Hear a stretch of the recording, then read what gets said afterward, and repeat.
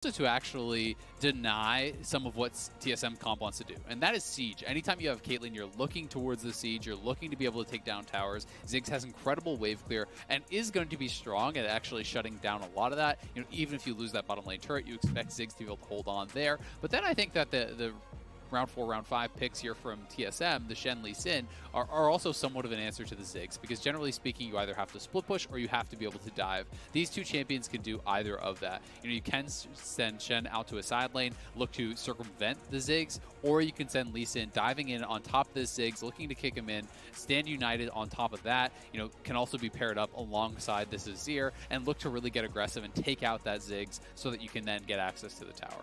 Yeah, last pick for Golden Guardians, though, is Mordekaiser.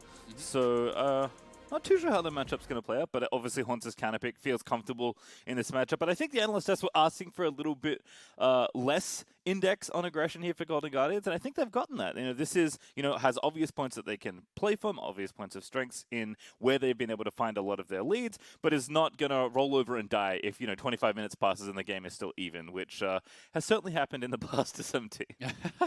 It has. I do think that, you know, this is a pretty heavily favored towards Mordekaiser matchup. I do think that this is Hauntzer again picking for the lane.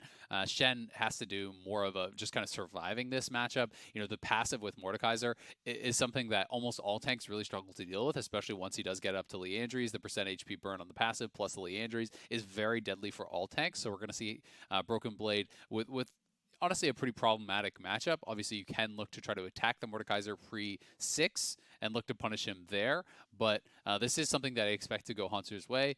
He has played Mordekaiser twice this split. Neither one of the games went great, to be honest. One was that kind of pretty well-known mispick on the runes where he was playing Fleet Footwork by accident. Yep. So maybe you can throw that one out the window, but he hasn't been playing it a ton. It is a matchup I would favor him in, but we'll see how they want to kind of play out the game from there, because it does feel like, you know, they are much more about the team fight, much more about the group, and actually, you know, look to get aggressive. They do have fairly good poke. They do have fairly good engage as well with the Ashe, but they are going to be pretty dependent upon, you know, landing Ashe arrows, landing Morgana bindings, because they don't have any like direct hard engage point and click CC. All right, well, as always, Game 1 is always a tone setter for the series. With champ site complete now and the players loading onto the Rift, it's time for Game 1 of Golden Guardians versus TSM. Let's go.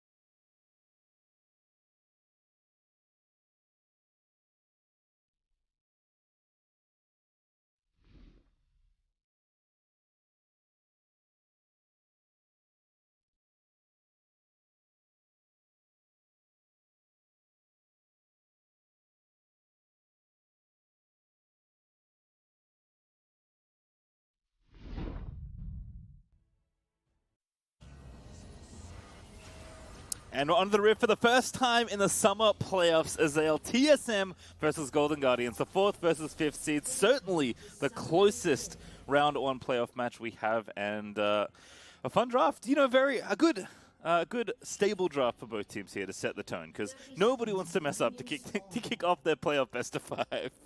Yeah, you really don't, and that's why I think it's always so interesting to see what kind of energy teams come out with in the first game. You know, this is something where sometimes, you know, no one wants to be that person to screw up, so they're actually playing so defensively, and if you draft something that, you know, you have to play aggressive and you have to take dragons, you have to do these things, that can be a loose condition, right? That can be what's actually costing you the game. So you want to see teams play towards what they have drafted, play towards their strengths, not shy away from conflict just because they are here in playoffs. Well, we'll see where the teams are setting up. It is just everyone fanning out, no one wanting to go for any sort of early level 1 aggression. Spica will be starting on the red side of the jungle, and it will be the same story for Closer. But Closer is not going to get any help, and looks like Treatz maybe, nope, just going to leave Spica alone there on the red buff as he walks down to the bottom lane with Doublelift, which I think is where potentially some of Golden Guardians' edge can come from in the early game. FBI has been excellent in lane alongside huhi. Doublelift and Treatz obviously drafting a very strong lane here as well, and they are no slouches when it comes to 2v2, but if there's like an obvious place to look at here for this series, it does start for Golden Guardians, I think, in the bottom lane. Yeah, I think that Golden Guardians is actually heavily advantaged in this 2v2.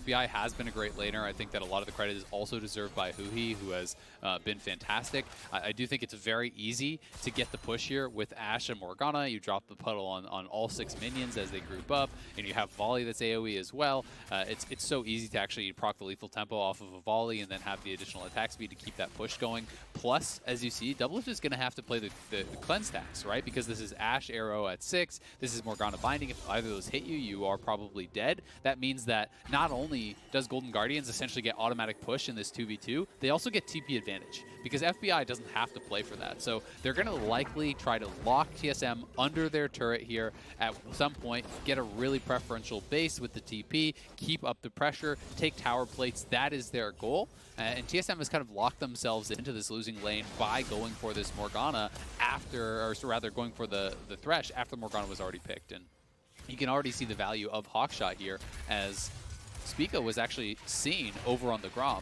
which allows Closer to go in for the invade here, and he will be able to get the big chicken and get out of there no problem. So, you know, there alone, you see some of that advantage that Ashe brings into a jungle matchup. And Closer just popping the penguin and walking out of the jungle. Spica will go ahead and clear out the rest of the camp. But Closer actually maybe going to wait here because I think Spica wants this crab. In fact, both junglers are going to want it, so they are going to meet in the river. But if this goes down towards bot lane, then they won't actually be able to contest this on TSM side, right? Bjergsen is moving over, so is Ziggs, but now huhi can move up. I don't think Spica really has any chance to get that, so honestly I would have preferred to just see him go straight up towards the top side, take that scuttle, maybe try to get some counter jungling done of his own, take a chicken back. I do think that when you have already seeded push on that bottom side, it's so unlikely for you to be able to win a scrap around that bottom scuttle, and this has just put himself behind a couple seconds, honestly. And then Spica though instead going to take the left crab as you recommended, maybe just a little later than he would have liked. Top lane is going well early for Broken Blade though, which is something we can check in on now. But Hauntzer's evened out the lane after Broken Blade got the level 1 going. Nice taunt though. Ooh, and going to miss as well. Yeah, really well played by Broken Blade. Yeah, that was clean. And this is something where you can win early, you know, if you're able to get good, clean trades. Because one of the things that is nice with the parry zone from Shen is, you know, you need the multiple successive hits from Mordekaiser to actually proc the passive, right? So if you can actually deny those, they're going to go for the top flash, and they got him! Flash taunt kick, first blood, see you later, Hauntzer! That goes to Broken Blade as the tower's going to hit him one last time, but it's not enough for the traders. Closer, he's going to try and do just that with the distance, but Broken Blade and Spica are already way too far away. And the wave is even pushing away from Hauntzer. No. That is so good for TSM. That is absolutely perfect. And this was actually the third straight taunt. He hit 2 in a row. We already saw that last trade on screen. Taunt flash, Hauntzer cannot react. Notice how Spica knows Broken Blade would take him out, so he's going to have to flash before the Q. That is why there was the delayed reactivation on that Q. Broken Blade will be able to TP back in, collect this nice juicy wave here, has the preferential buy. You know, Hauntzer just got refillable and a ruby crystal. Not only did Broken Blade get that, he got 2 additional longswords because he based with more farm and the first blood, so the lane is going to be looking really nice for him. And it's also key that they actually got into that top lane this early, because pre-6 is really the only time you could look for that. Post-6, it's so easy for Mordekaiser to just hold the jungler, but here is the play down on bot side. Spica's got to get out, because Closer could flash for this. Ooh, that binding almost hit Spica, but he's just going to be able to get out of there. Good presence of mind from Golden Guardians to not freak out in the bottom lane, seeing Spica first. They knew Closer was there. No need to burn any summoners or do anything other than continue pushing the lane and building up your advantage. Just sitting at about a wave of CS right now. Doublelift is going to be forced to stay to collect this wave so he doesn't fall too far behind. But yeah, as you mentioned, that top lane is already opening up for TSM. In fact, Broken Blade has level 6 right now, so potentially if they do want to contest for maybe this Drake, although I don't think they will, Broken Blade can join the fights in an instant. He definitely can, so you know, it will be hard to dive or to go anything, something like that. But right now, I don't think it's worth them trying to contest, and your bottom lane is pretty locked in there. Doublelift is going to take the recall now. This is going to mean he will lose a full wave, but he doesn't really have any choice, right? He's getting poked out, and he's just trying to make the call on when it's best to actually base. You know, this lane, as I said, very heavily favored towards Golden Guardians. You know, they also went for Spell Thieves and Comet, which is kind of indexing more towards the laning phase there. huhi going to have the additional mana regen that got buffed a couple patches ago now on Spell Thieves and Comet for that guaranteed poke with your puddle. But, you know, Doublelift not that far behind, so this was a pretty good base timing. Honestly, you know, could have gone a lot worse for them. He gets his BF, he's down 8 CS, that's okay. And now, because he actually found this timing, he's not losing plates on the base because FBI hadn't actually gone back to base yet. So FBI kind of missed a window to really punish with his teleport. And because they didn't actually find a wave to actually push out earlier and TP back immediately to try to punish for plates, they really didn't get much out of the teleport advantage. So I've got to give a lot of credit to TSM's bottom lane here for navigating this, only being down, about one wave with teleport expended. And they only lost one plate. I think they should be really, really happy with how they performed. I think this is a really strong laning performance here from Doublelift and Treatz. Yeah, Doublelift kind of knows, even in a bad matchup, sometimes has to give it up. This is a little too far forward, though. Binding is not going to hit. FBI had the arrow ready, though, so Doublelift certainly has to be careful with Treatz on the roam towards mid. We also saw Spica steal away the red buff, which is kind of an extension of the advantage that Broken Blade is building now in top lane. I think we would have seen huhi flash for that if they knew where Treatz was. But, if Treatz is right behind him with the Lantern, then obviously that's not going to work out. You can just cleanse Lantern. But, we've seen huhi make a lot of aggressive plays like that. He's very willing to trade flash for flash to try to look aggressive here. They have Bjergsen pushed in on the tower. They had Mordekaiser push on the top, so it's an easy invade for that blue buff. Well done by Golden Guardians trying to take away resources where they can. And Ziggs with blue buff is so annoying to lane against because this guy is just going to spam out spells constantly, and if they can actually defend and claim that second blue buff for Damonte as well, that will put Bjergsen at a bit of a deficit. Bjergsen has gone less towards the laning item. He has skipped Lost Chapter entirely. It's been kind of this evolution for Azir where Azir's early on in the split were going full Ludens, then they were just going Lost Chapter and sitting on that, then they just skipped Lost Chapter entirely and went towards, like Double Dorans or Darksteel or something, and that's what Bjergsen is looking at here. Comet is more towards the laning than something like Lethal Tempo, but he's rushing straight towards Nashers to be ready for the team fight. Yeah, kind of knows that, this lane is doing exactly what we've seen on screen, which is just farming back and forth. Although blue buff for Damonte is going to help in that department. Bottom lane, though, Spica is here once again. Closier is on this side of the map, but that gives Doublelift and Treatz room to push out the lane without fear of being ganked. FBI is still up about 12 CS, so 2 waves or so, which is nice to see. But as you said, I think it could have been a lot worse. So Doublelift and Treatz just trying to kind of float the lane with this disadvantage and, just hope it doesn't get any worse.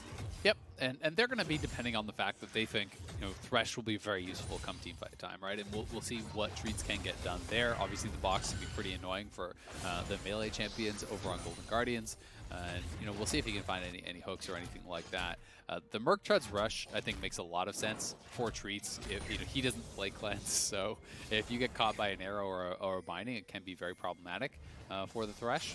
And we'll see if anyone else is going to be forced into a QSS or a Banshees or anything like that. I do think it would make sense for Bjergsen to eventually go into that Banshees. Obviously not as a first item. When you're against Mordekaiser, Ziggs, there's a lot of AP damage there. Plus things like Arrow and Binding are so threatening. I do think it's something that can get a tremendous amount of value this game. Well, this is curious because Golden Guardians have actually moved their bottom lane to the top half of the map. I'm almost surprised this didn't happen earlier because Herald is already so valuable and even more so when you have a Ziggs in the mid lane. So Golden Guardians are going to make a play for this objective, assuming that it basically gets a tower if they can get the Herald down and have the Satchel in place, but they didn't go for it. Yeah, I think they actually misread. So I think that they saw, Treatz up there and they assumed Doublelift was going to be there too, and that they were trying to actually match the roam and contest, not necessarily go for it themselves. In this case, Doublelift actually did stay bottom lane, so FBI was forced to run back down there. Otherwise, he would have been losing plates and actually falling behind in farm. So it will be TSM, I think, that kind of gets the best of that little move. A little bit of free farming time there for Doublelift. And now, because they see FBI down on that bottom side, Doublelift gets first move. They're starting this up, but there's an arrow coming cross map here. We'll see if it connects with anyone. Ooh, close hookshot, though, does reveal. So they do have vision here, but the objective, I don't think, is close enough for Closer to try and take, so Spica will smite that away, and rough stuff to lose that first Herald. Very valuable for what Golden Guardians wanted to do, but instead it goes into the hands of TSM. Yeah, well done here by TSM to be able to grab that Herald for themselves. FBI is extending the farm lead, so has done well with that. When we checked in at that TP time, it was like a little bit over a wave. It is extending from there. Doublelift will have some farm to actually pick up here, but Golden Guardians potentially going to be starting up this dragon, looking towards that. If they could grab this second dragon quickly here, that is going to be very nice to threaten that snowball towards what would be an eventual soul. Either it will be Cloud or Ocean. Ocean obviously is kind of that doomsday one that people are most worried about. But TSM is moving over here. They want to try to contest. I just think that they're too slow, probably. Yeah, Riptide popped as well. Dragon goes oh, the smite! Steals it!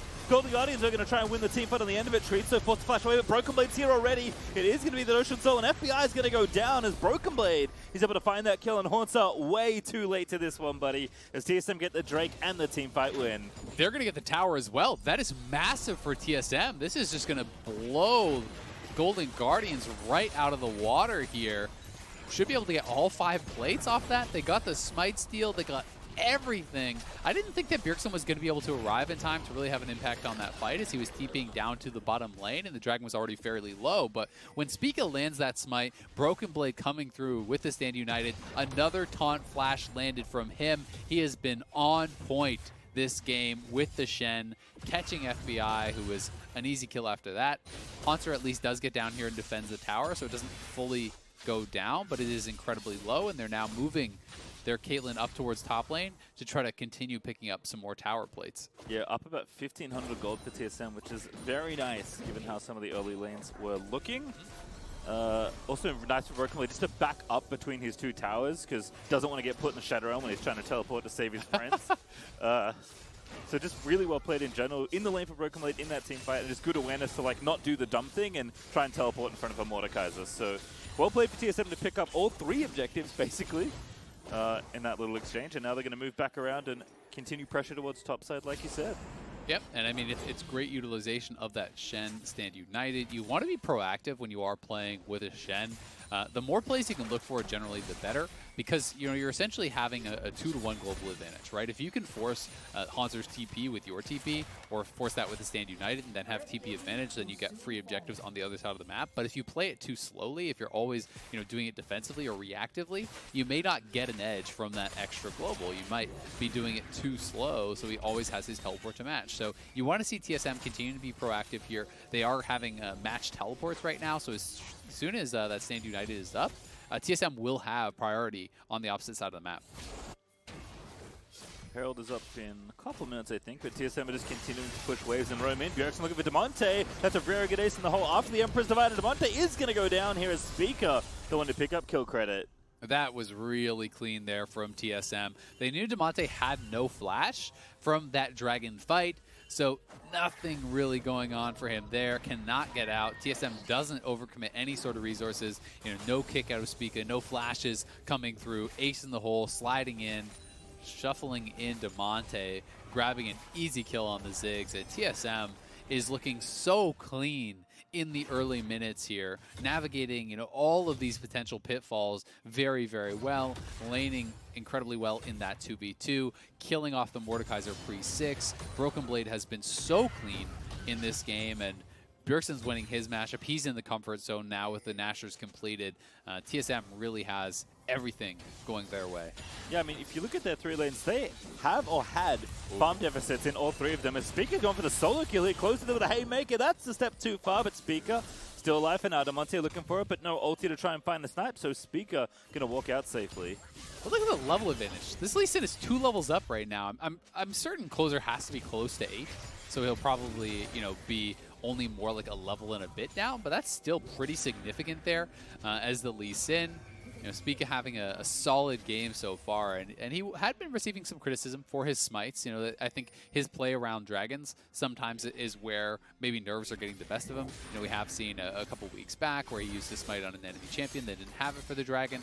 We've seen him get out smited a couple times, like in that TL game. But here, he comes out firing already, landing the smite steal against Closer, and has been looking very, very good on the Lee Sin in the first 15 minutes.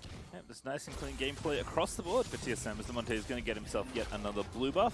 Have not seen the Ziggs been able to really start a siege, unfortunately for him. Level 11 now though, so charging up on passive, charging up on satchel levels, also in constant fear of getting killed again because Bjergsen shuffles looks so good, but his flash is coming back off and Golden Guardian starting to group back around the center of the map because it is time to play for this first Ocean Dragon in 30 seconds.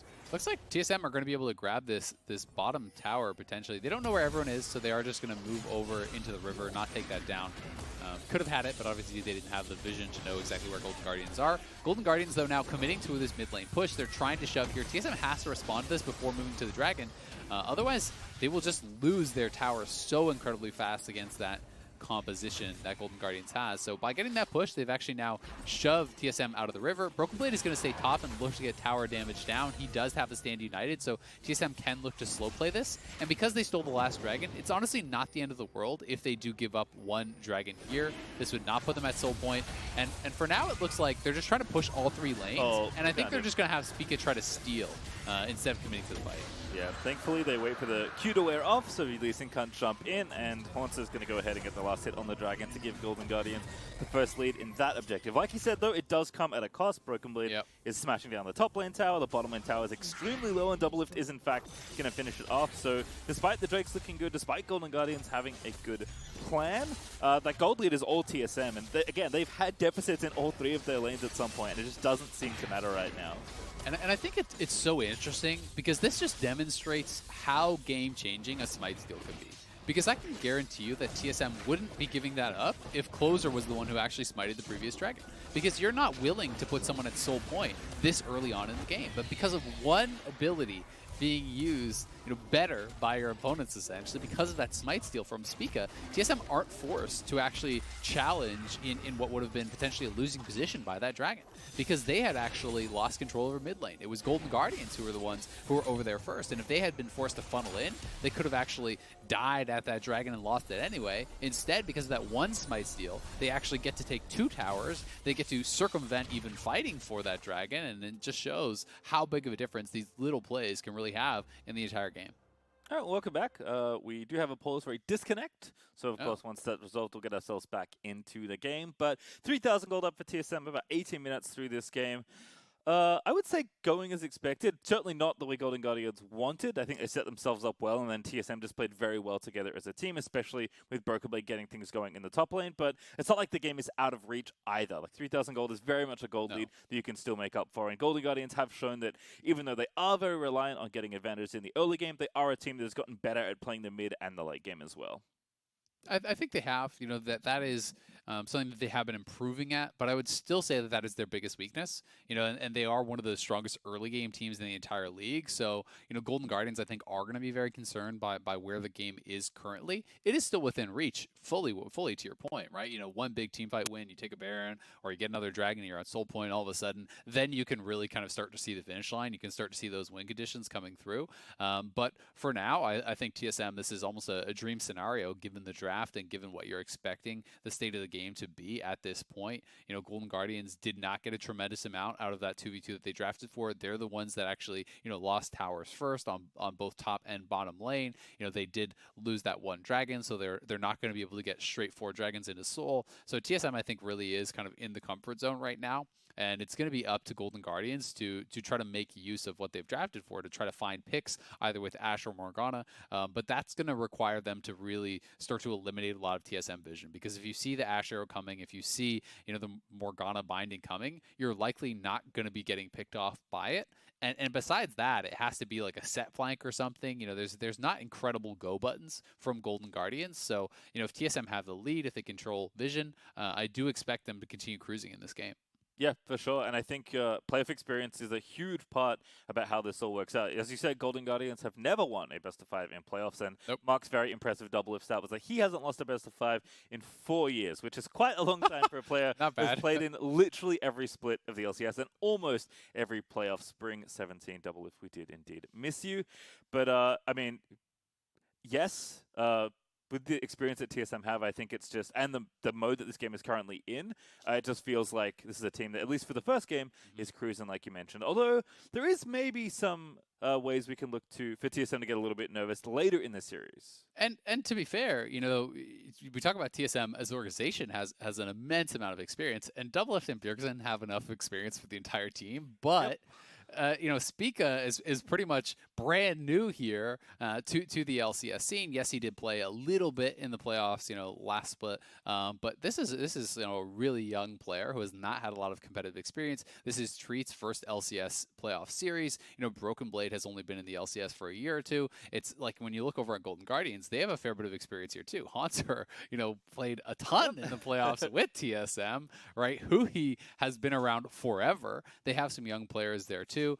Some of the newer guys, coming over from all other regions like FPI and Closer have been performing very, very well. But Damonte was in Worlds last year. So, there's a mix on both sides. I do think that, there's always a bit of that intimidation factor, going up against Bjergsen and Doublelift because these guys have combined for so many trophies, so many titles. And Doublelift, as you said, 4 years since he's lost a best of 5 is just ridiculous. It basically seems like the recipe for winning a championship in the LCS is just get Doublelift, and wherever he goes, he wins. Went to CLG won, went to TSM won, went to TL. How about 4 in a row? Back on TSM. We'll see what happens this split. Yeah, Doublelift won 7, which is the most ever. So that certainly tracks. If you're looking to win trophies, get the guy that has the most. At one point, Bjergsen was also in that conversation. He only has 5. Right now, he's actually only behind, 5. Only Pathetic. 5. He's behind Xmithy. If he wins here, of course, he could tie Xmithy for 6 and get in second. But yeah, 12 between them's not bad, let's say.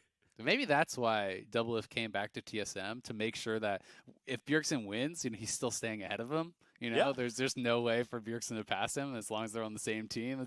It's the big brain strategy. I mean, it's funny you joke about that, but I've actually thought about that quite a lot. Where like at some point, no, seriously, at some point, Bjergsen had to say, "I care more about winning than necessarily having the most," because he knows he's like, Doublelift is the player that is most likely to win me as many championships as possible if we combine for the rest of our career. But he knows in some small way, and maybe it doesn't matter to him, but if they win, if they just play on TSM until they both retire and they retire at the same time, Bjergsen can never catch Doublelift for the number of trophies because Doublelift's just winning with Bjergsen the whole time. So Doublelift's the one with the big brain.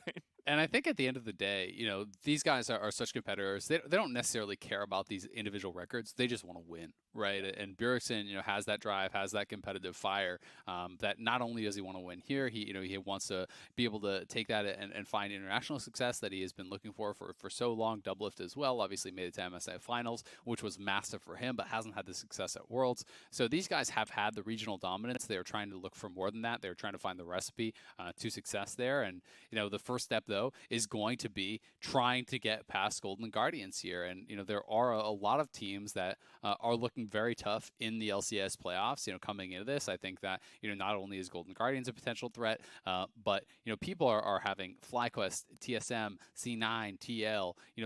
That's 4 teams right there. You add in Golden Guardians, that's 5 teams that I think very potentially, could challenge for one of those world spots. And, not everyone is going to get one. There is only the 3 spots. So teams have got to try to secure these wins. If you are starting here as TSM and Golden Guardians are, it's going to take 2 best of 5 series back-to-back to be able to secure one of those world spots. For the teams that did get that initial bye, TLC9, they obviously are at a pretty large advantage. They just need to win 1 best of 5 to be guaranteed top 3 and make it towards Worlds. But obviously the goal for teams right now is trying to win that LCS championship. Yep, certainly a long road in either case. And we are still here on game 1, but as the issue with the first game gets resolved, we're going to send it over to the State Farm analyst desk to break down the game thus far. Thank you very much, Pastry Time. As he mentioned, we do have some technical difficulties taking place out there. Short update, players were experiencing some connectivity issues within the game, so we're investigating the situation. We'll update you as we get some more info. But, gents, team comps are up on your screen right now with everything that we had teased when it came to looking at this matchup prior. How do you feel the teams did? Golden Guardians won draft. They have Ziggs. It's over. No, I mean, big shock was Golden Guardians triple mid lane ban, the LeBlanc, Zillion, and Akali against Bjergsen. We did say mid lane was going to be a pivotal matchup. Definitely did not expect to see 3 mid lane bans like right off the bat. And I know we were calling for Golden Guardians to go a little bit more scaling oriented. Might have gone a little bit too far. The Ziggs pick did get a buff on this patch, and I'm curious to see how it does from here. But it doesn't have a lot of agency in the early game other than to kind of lob ults around, and it's a little hard to follow up on some plays and things like that, which is really different than how Damonte had been playing. Even on things like Syndra, which he's played a little bit at the end of the year, that can still get involved in mid-jungle 2v2s and stuff like that. Ziggs is definitely a little bit of a step back compared to that. But otherwise, I think I like their draft quite a bit. I like TSM's more. I think TSM just got very simple, very easy to execute. When I look at Golden Guardians' composition, I see something that is maybe a little harder for them to pull off, considering what they have been playing most of the split. Whereas for TSM, this just looks like you come into the first game with the most standard of standard things possible. Considering the context as a best of series, you show up with the most basic draft you could possibly play, and if you win that game, great. You have shown very little. Now the enemy team needs to adapt. Well, they have tried something, and it didn't work. So if TSM wins, they don't need to do any adaptation, whereas Golden Guardians will have to. Well, and things are looking good for TSM at the state of the game that we're in currently in terms of building their way towards that victory. But I want to talk about how they got there. And interestingly enough, it feels like it's coming from the jungle, one of the positions that we actually largely ignored in our pregame coverage because we were looking at a lot of the stars. I mean, it was probably the biggest mismatch in favor of Golden Guardians on paper was Closer versus Spica, but not working like that at all. Spica's been all over the map, able to get a lot of plays off, got a farm lead, got a monstrous level lead. You saw him 2 levels up there right before the break, almost solo killing Closer in the jungle. And if this is supposed to be your biggest mismatch in favor of Golden Guardians going this poorly, it feels pretty terrible. Like, this is supposed to be one of your power points getting dominated, and it's so hard to recover from that because the rest of the team is honestly doing what I expected them to do. It's just Closer who's underperforming right now. I mean, kind of underperforming, but at the same time, I feel like TSM's solo lanes are just doing a lot of work that allow Lee Sin to be as proactive as he wants to. It's a lot harder, I think, for the Sett to find ways to gank an Azir with a Ziggs or a Shen with a Mordekaiser. These are not the easiest lanes to affect, and the only place they can go to has been the bottom lane that has been consistently shoved up from FBI and huhi, who have been playing fine, but then again, you're just going up against a Caitlyn with a D shield that's just trying to farm and keep up in CS. So I don't think TSM is presenting many opportunities for Closer to gank. If he's looking for them, he falls behind in CS, and suddenly now he's 2 levels behind. Yeah, let's talk about where those side lanes were getting those advantages, because you mentioned Spica getting aided by those solo laners in particular. Top lane, Broken Blade, early lane against the Mordekaiser, straight up in the 1v1, was bopping him as the Shen. Yeah, I think he was dodging all the Mord Qs, and then Lee Sin was taking a good path. He knew exactly where Closer was going and got the gank off before him. So this is the kind of thing I really like from Spica is early kills in Shen lane are very easy, right? Flash Taunt is pretty much undodgeable, so he's guaranteed to hit a Q. So I like the early aggression towards the top lane. And then after that, as the game progresses, Spica's not really paying attention to the top lane as much. Oh, this was the gank. So yeah, if you're Hauntzer right now, you're just really, really sad. You can't walk up to the wave, and this Flash Taunt is just too hard to dodge. And this is such a good focus from Spica. And it was a good setup by Broken Blade as well. He landed a number of those taunts to start winning trades and get him low, sidestepped a lot of the Mord Q trades back. So it was definitely a well set up play by both members. And Closer has been in the right spot a couple of times, but just too far behind to actually influence the play. That one there couldn't actually cover Hauntzer. And then the bot lane, Spica was going for a gank, and he was able to show up to stop it from going off, but maybe could have played a little slower to try and bait a potential actual counter gank, making the Lee Sin use his abilities going in. Instead, they just kind of showed up and scared him off. It hasn't been a kill-heavy game by any stretch of the imagination, but Spica involved in all of the kills for TSM. Crumb is another crucial thing that actually Azale called out. A lot of this game might actually hinge on the usage of a single summoner spell, Smite. that summoner spell being Smite around the dragon. That's right. The meta has been team fights, and then you can basically lose the entire team fight as long as your jungler can continue to smite away the dragons or the barons, whatever it may be. So that summoner spell is going to be a huge deal. I really think for not just this series, but for the entirety of playoffs, you're going to see a lot of games just be decided by somebody being able to outsmite. And that's not even factoring into the summoner spellbook supports and mid laners that can also join the party and try to smite opponents. So it's going to be really important to track how the players are feeling with the smite, because the ones that are just taking all these 50-50s or being able to deter everybody else from outsmiting them are going to have such a wealth of confidence to go into these objectives. Now, while Mark, I'm sure Golden Guardians would have been happy to have had a third Drake in their bag and looking at Soul Point. One of the things we talked about could be an advantage for Golden Guardians was their ability to create leads in the early game. And so we had asked them, don't index so much into early game champions since you have a proclivity to do that as players yourselves and set yourselves up more for the mid and late. But straight out the gate, game one, they don't have that gold advantage. So how is this interacting with that point? I think it speaks a lot to Spica's ability to change the early game, because bot lane had about a 20 CS lead. They were getting some of the Drakes. Mid lane was largely going even. And Hauntzer, after falling down to that gank, has come back and kind of got a lead. Part of that's due to the global nature of Shen as well. But I think it's been really great by Spica to disrupt that, because otherwise I would have expected it to hold true still. Like, I would have expected Hauntzer to out CS Broken Blade a little bit as the laning phase went on. Bot lane was already winning, and Spica's going around and stopping that from being true. And so that's why the gold lead has not developed from Golden Guardians, and they're having to play this game from behind. Probably moving into mid and late again with no one necessarily super close to a Dragon Soul, and about 2 to 3K separating the teams. Where do you stand on the way that this game is going to go? And for Golden Guardians side, pending answer to question number 1, what's the solution for them? How do they find their way out of this one in what looks like it is mounting to be a TSM victory? Well, I mean, for Golden Guardians, the nice thing is, yeah, they do have a good counter engage with the Morgana shield. The only way TSM's going to get onto you is, Thresh hook, Azir insect into 5, which is weird, and then like a Lee Sin kick. All these are blocked by Morgana, so I do think this game can stall out if Golden Guardians is in that position, which they kind of are. But I think the big issue that's going to go forward, honestly, for both teams is how they play out the mid game. I don't think TSM or Golden Guardians has shown enough practice in the mid game where they know how to get a lead and close it. So I'm really curious how this mid game is going to play, because right now the onus is on TSM. They need to be able to play and snowball this game, and TSM does not have a history of playing a clean 20 to 30 minute mark. It's interesting that both of them seem to have the same weaknesses. I think they have different strengths, like champ pool diversity for TSM, as well as maybe having some bigger star players who can take over games like Bjergsen and Doublelift. But in the mid game, both teams can struggle quite a bit and kind of have lapses in judgment, either in picking their team fights or positioning and how do they rotate, lane assignments. Like, these are the things that they've been struggling with, even in their head-to-head matchup.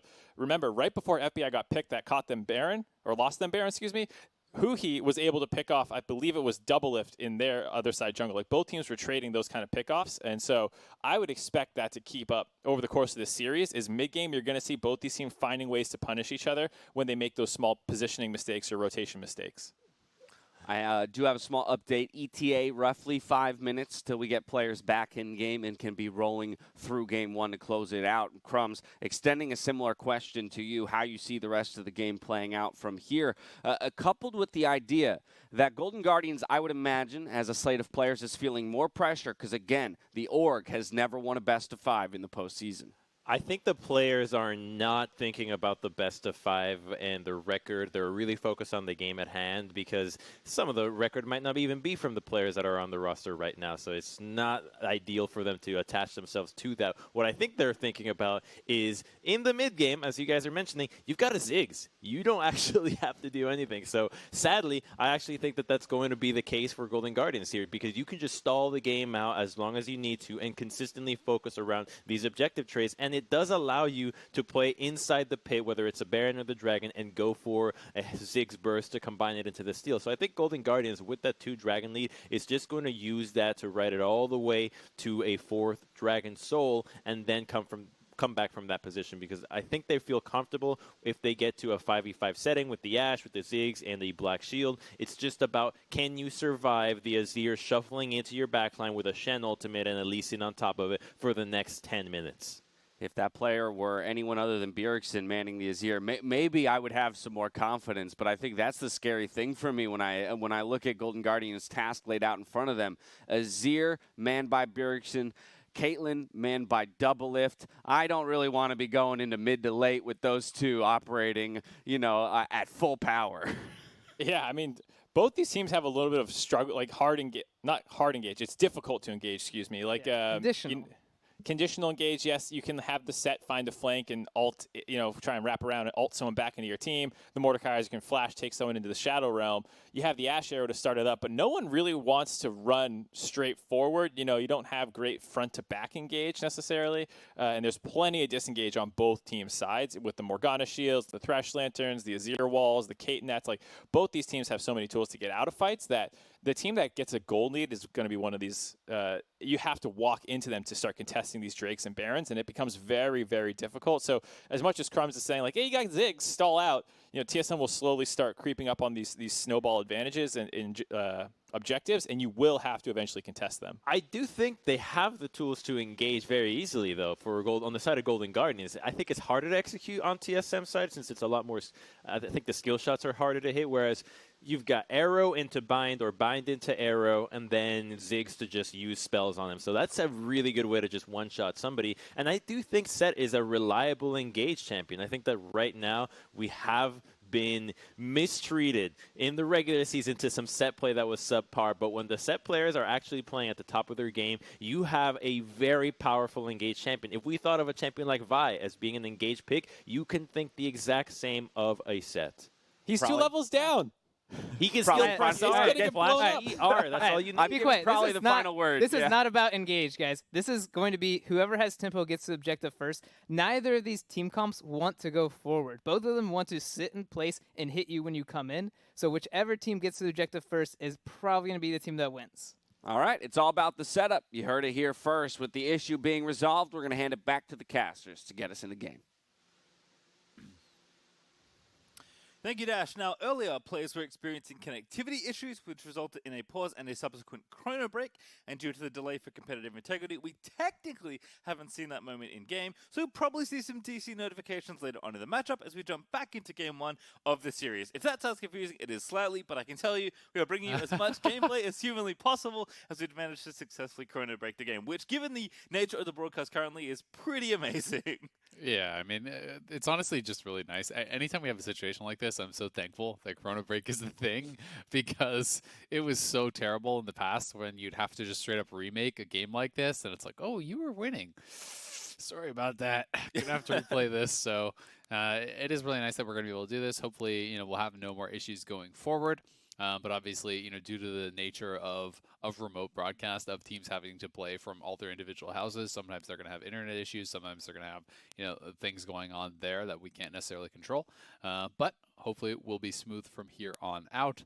And as you said, even if disconnect notifications pop up, that's not going to be happening to the players live. That is going to be a delayed notification. So won't actually be affecting what they are seeing or doing.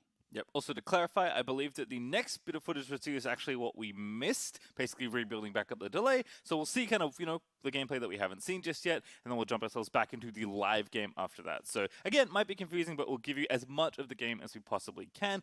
As a reminder, when we last left off, it was 3,000 gold ahead for TSM, 2-1 in Drakes for Golden Guardians, and things were kind of ramping up in the mid-game. So very curious to see if, kind of as the analyst desk was talking about, if these teams can be cleaner in a position where they typically haven't been for a lot of the split. Yeah, I think that's going to be a challenge for them.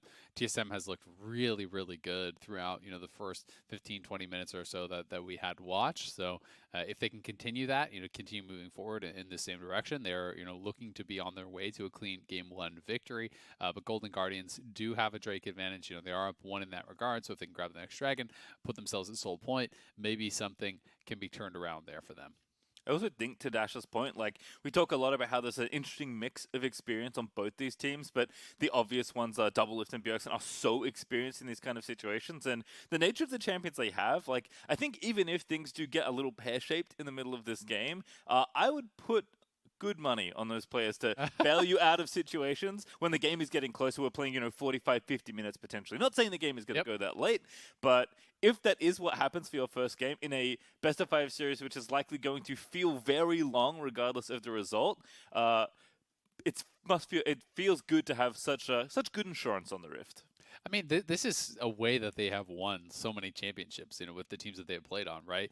Just count on Doublelift, count on Bjergsen to be able to team fight incredibly well. That is a pretty damn reliable strategy, yes, for sure. Let's be and honest. I think, playoff experience is a huge part about how this all works out. As you said, Golden Guardians have never won a best-of-5 in playoffs, and Mark's very impressive Doublelift stat was he hasn't lost a best-of-5 in 4 years, which is quite a long time for a player that's played in literally every split of the LCS and almost every playoff. Spring 17 Doublelift, we did indeed miss you. But, yes, with the experience that TSM have, I think it's just, and the mode that this game is currently in, it just feels like this is a team that, at least for the first game, is cruising like you mentioned. Although there is maybe some ways we can look to for TSM to get a little bit nervous later in the series. Exactly. You know, they're obviously, you know, even within this game, we'll see if they are going to be able to be pushed, to be punished here at all. TSM do have the Rift Herald, though. They're going to be dropping that mid lane, you know, trying to look to knock down this tower here. Doublelift, Treatz, Bjergsen, all moving over towards mid lane. And remember, Broken Blade does have the Stand United available, so this should be an easy mid lane turret. They will grab that. And it's also worth noting that Broken Blade is actually playing Ultimate Hunter here. So anytime he is involved in kills, you know, he is going to be reducing the cooldown on his ultimate, which is actually quite nice. He did get, you know, kills on 2 different people, so he already is sitting at 2 stacks. We'll see if he wants to build up any CDR later on. But I do think that this is, you know, looking pretty good for TSM thus far. And as Golden Guardians try to regain control here around the mid lane, it is going to get more difficult for them if they have to actually send out the Ziggs to the side lanes, because they just lost the mid lane turret. They've already lost the bot and top outer towers, and Ziggs really does want to have that kind of bastion of safety to rely on, to be able to sit back, wave clear comfortably there. You know, Azir is going to have the advantage more in those side lanes, can actually look to punish Damonte more heavily if he's out there, and it's also so much easier than look for a dive onto him with Stand United, or to have Spica flanking him and really kind of looking to take him down. Huhi now, though, moving down here to try to protect Damonte, trying to allow him to push it in, and going to be looking to attack Bjergsen, who is down here on this bottom side, being shadowed by Broken Blade for now.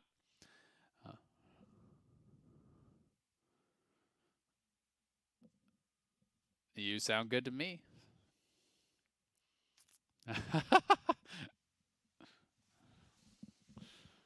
True. Get it.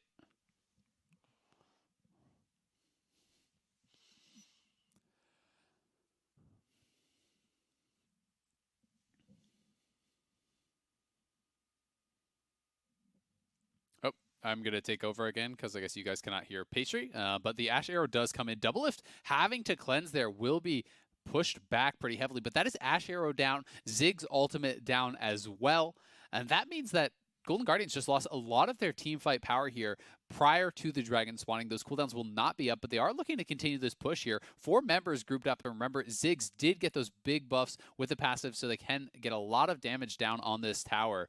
The tower down to about half. Broken Blade will stay up on that top side because he does have Stand United available, but we'll see, can TSM actually get purchased in this team fight? Because last dragon fight, they were pushed out in mid lane and did actually not have the opportunity. As this, I think, is just jumping out. I think that is actually where they DC'd, so that was the end of the previously recorded footage. I know that looked really weird. We will now be then jumping into the stream of the actually Chrono Breaked game. Yep. So that is something that actually happened in the past. Obviously, there is a delay for competitive integrity in these games, so that is why that looked really strange. We have hopped out of game right now, and then we're going to be jumping back in, and it should be all good to go. Should be synced up with what is actually currently happening. And hopefully you're all synced up with me as well. I know you can hear me as well. I believe the stream can hear me as well. But, of course, we'll let you know. You'll let us know if that is not the case. Regardless, again, not too much happening in there. Again, a little confusing with the Chrono Breaking game, but we did at least get to see what was happening, and we should be able to jump back into the game as soon as that is ready. So it does seem like we're setting up for this mid-game. Again, something that is very critical to be watching between these two teams is you know, how they execute from this point. I think Golden Guardians obviously want to set up for this next Drake and make sure they can get it and get themselves to threaten that soul point. But TSM have done a pretty good job so far of controlling the side lanes using Broken Blade Shen and just making sure that things don't get too out of hand, which I think has generally been the where things have gone wrong for these teams, is when they get a bit sloppy, things start to go downhill, and then they're kind of playing catch up. But it's never a spot you want to be in, especially if you've snowballed the game to such a clean point already in the mid game. Yeah, so we'll see how they're going to be able to prepare. I do think this dragon fight is going to be incredibly important. The fact that it's actually Ocean Soul that they're going to be working towards here. So that dragon is up. We can see Shen has moved down. This is now post-Chrono Break. The trap line set up there for TSM, and they're looking to just potentially rush this down. We'll see if it's going to come down to the smite. Oh, Closer actually getting in there. The dragon's open. Who gets it? It is FBI with a steal. And now Hauntzer in the backline, but closes low. He's got the Haymaker charging up, and here comes Broken Blade. Huhi going to block the ace in the hole. What's the Haymaker? Broken Blade, he does miss it, but he gets the sword pulled through as the arrow is going to go down onto Treatz. Hauntzer though slays Doublelift as he dives the backline, and it's an absolute mess, but Golden Guardians, they get out with the Drake. They get a couple kills. And that was chaotic as we get ourselves back into the game for realsies. And that should be their third dragon. So the graphic hasn't actually updated yet, at the top, but that should be Golden Guardian's third dragon now. So putting them at soul point, neither jungler used their smite on that. The fight had actually broken out, and there was FBI who did take that down. And I've got to say, I think that Broken Blade really actually misplayed. When he was coming in on that flank, I thought he had the opportunity to just go for a straight-up taunt through multiple people. Maybe he was worried about it getting flashed, but instead he went for the taunt and flash. He didn't miss that. He did get the kill eventually on closer, but that felt like a situation where potentially you could get a multi-man taunt, kill off those people, and then punish with a Baron take here. So let's watch this one more time. As we know, closer did look for the engage here, flying on in.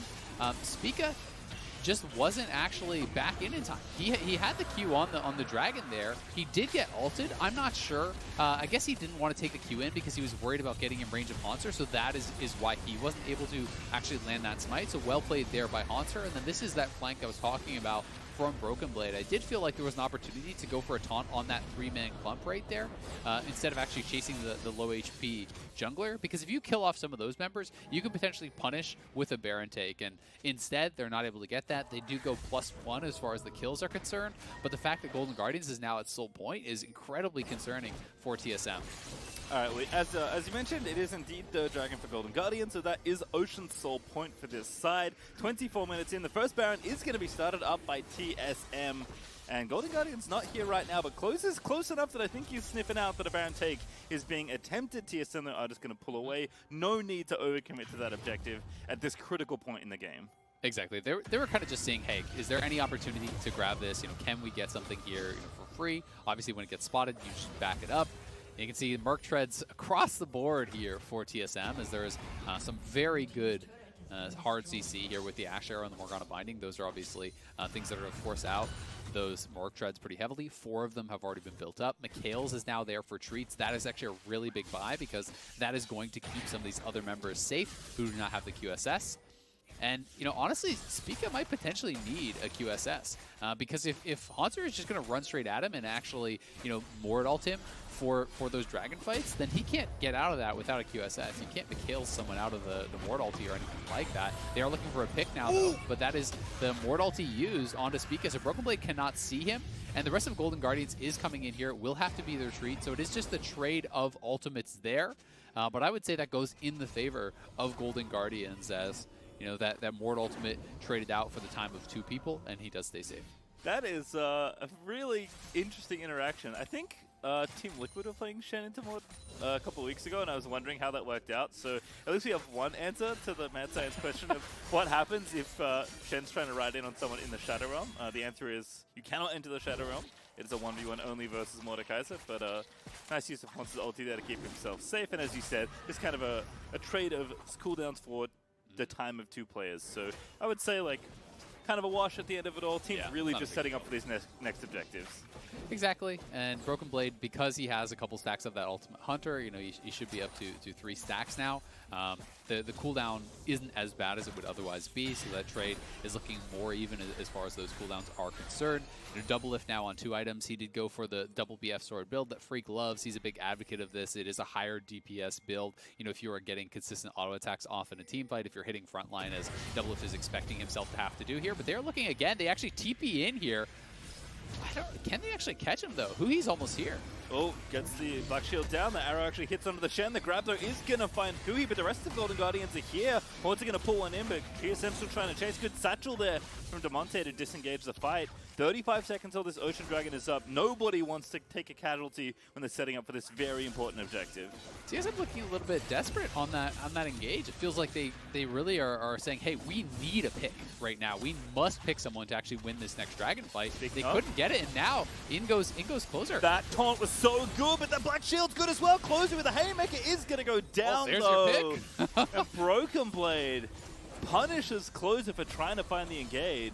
Yeah, Closer kind of just gifted it to him, though. Just hops over way too far ahead of the team. That is going to mean guaranteed Dragon here on what could have potentially been Soul for Golden Guardians. So that is so big for them.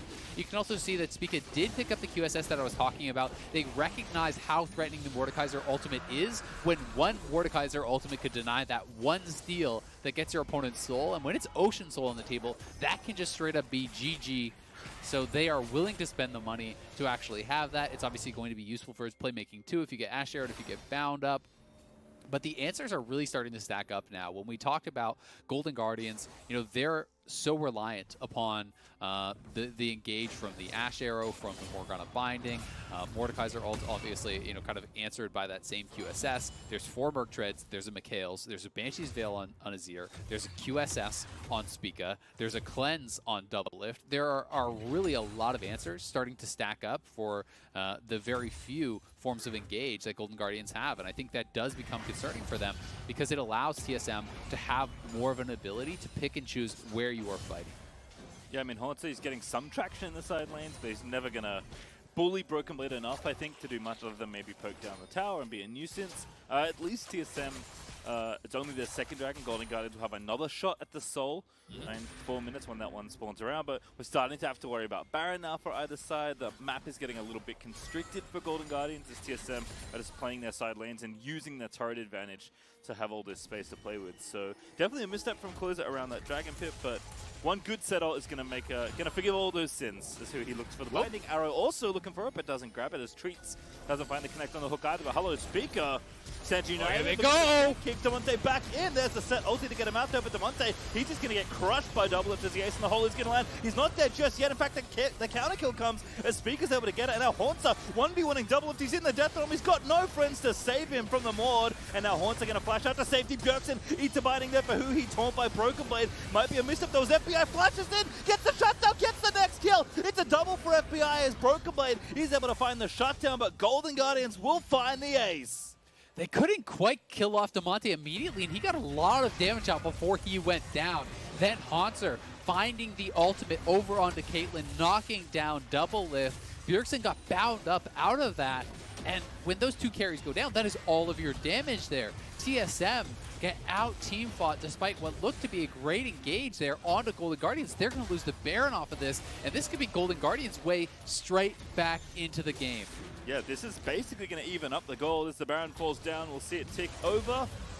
And they make sure to wait to give it to Ziggs as well. I do like that choice. I guess FBI is going to miss out, unfortunately, being in the Death Chamber still. But now 500 gold between these two will hook up the Honda performance play. All right, let's watch this one more time. So this was actually a great attempt here from TSM. The flank from Spica looks like it's going to work out wonderfully well. Multi-man kick there, but they couldn't actually find the follow-up damage onto Damonte. I think they just thought he was going to die here immediately, but he got that Ziggs ulti out. He gets a kill. He got some damage down on Broken Blade too. And then Doublelift, no QSS on him, no way out of that Mordekaiser ultimate, and they can't actually burst down Hauntzer. And then look at this binding. The Mikhail's a little bit slow from Treatz. That binding have mostly expired. Bjergsen got very, very low, and FBI just sees, this is my chance. He flashes in on top of Bjergsen, takes him down, and with Bjergsen falling, there was no damage left for TSM. So they lose the Baron here. They are on the back foot after what feels like 30 minutes of pretty strong control. And remember, Ziggs is going to destroy these towers if he gets even close to them. He has the Baron buff. He has the death cap. So one auto pretty much, and this is gone, and Bjergsen's got to back it up. They're pushing down in bottom side with Broken Blade, but he needs to get back to base. They're out of position. They're just going to lose this tower in mid lane potentially.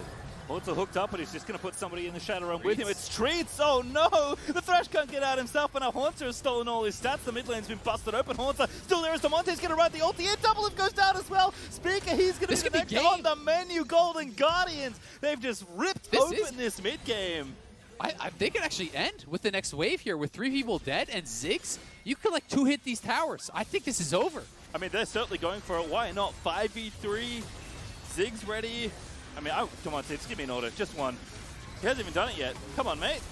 Get the passive going. Bjergsen bound up again. Does pop the ulti, but there's one Nexus tower down. Golden Guardians going to pick up game number 1 here to kick off their playoffs run. What a way to kick off the summer playoffs as they